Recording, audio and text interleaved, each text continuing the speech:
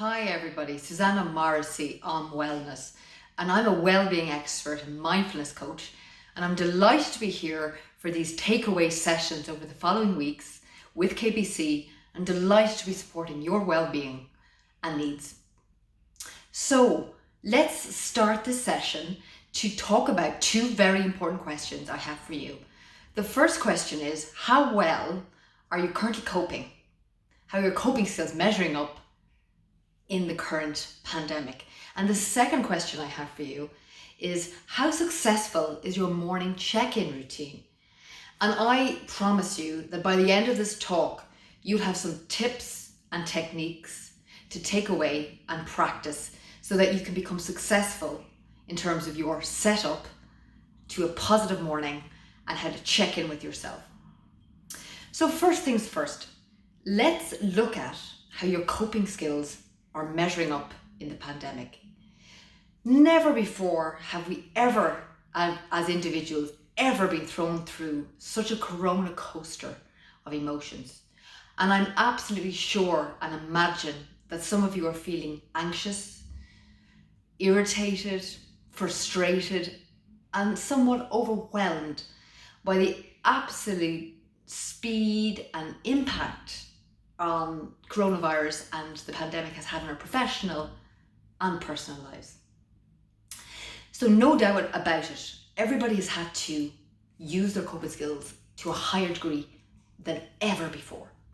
So let's start the conversation by saying that it's okay that you don't feel okay every day. It's okay that you don't feel happy at every step of the day, because we're living through extraordinary times. We've had to work-life balance on one hand, we've had to navigate change on another hand, and the uncertainty out there in our professional and personal lives has been increased, if you like. So the pressure of the corona coaster has mounted stress in everybody's coping skills. So I want to start this conversation by first asking how your current coping skills are measuring up. Do they work for you? So let's look at coping. How well are you adjusting emotionally to the new normal?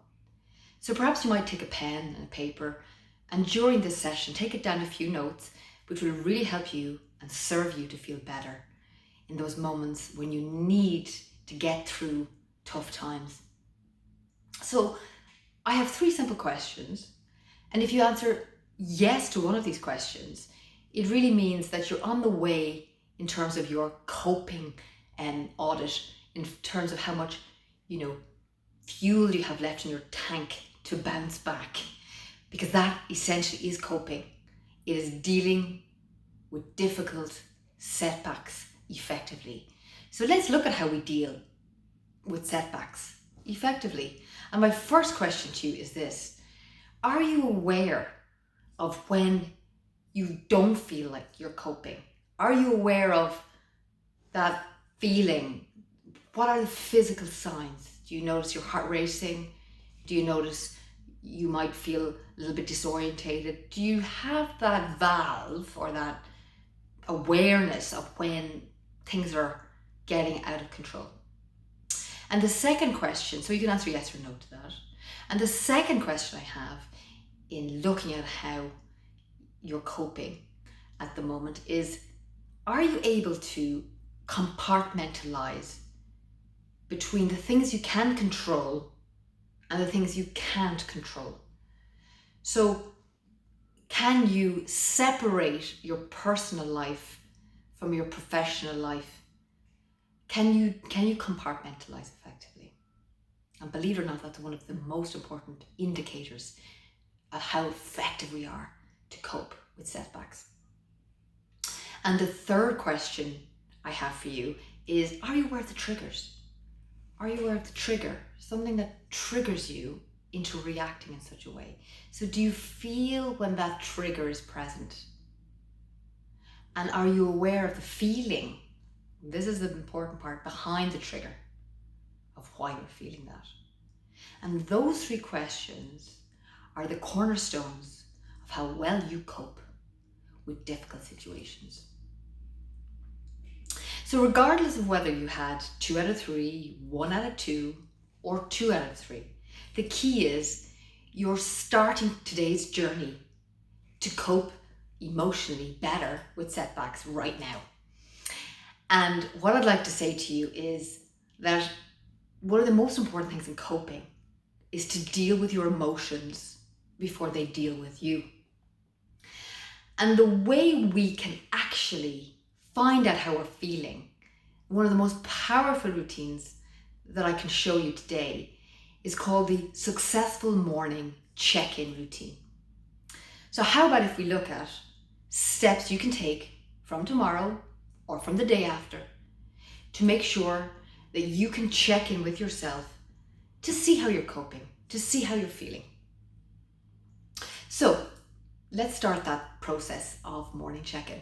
So here's how simple it is. I show you here, I'm in my humble house, little chair I've chosen where I feel I have some time out. And the first thing I do in the morning is I get up as soon as the alarm goes off. So perhaps you might write this down as a way to move forward and to progress your morning in a really successful way, despite the obstacles. So you get up, alarm goes off, 5, 4, 3, 2, 1, sit up. So 5, 4, 3, 2, 1, get up, feel your feet on the floor, ground yourself through your feet. And then next, take a deep breath in through the abdomen and then exhale out all tension. And then inhale, awake, and then exhale out any tension. So just physically getting up is the first step. So try not to put the clock back. Try not to stop the clock. Try not to go back to sleep. Get up, get living, get active, get motivated, and get positive. So that's the first step.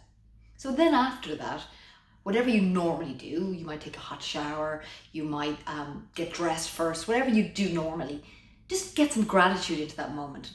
Give it thanks that you're alive, that there is momentum in your day, that you can affect change. So give it a little bit of thanks.